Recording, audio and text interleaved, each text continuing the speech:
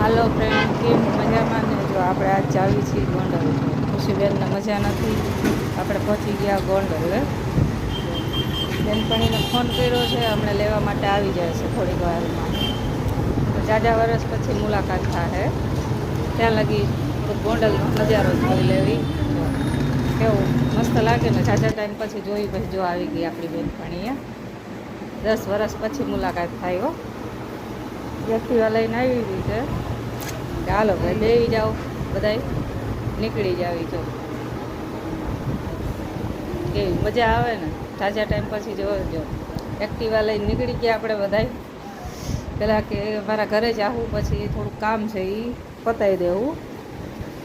કે બહુ દૂર હતું નહીં એનું ઘર, એટલે વાંધો નહીં. જો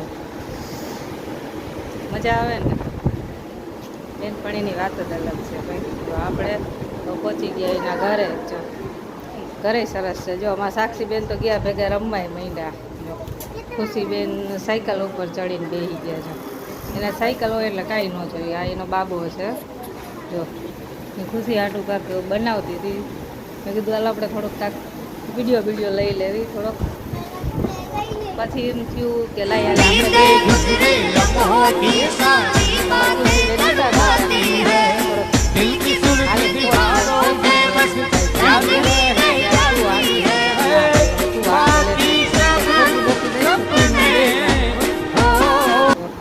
ફરી આપણે પહોંચી ગયા સાપર.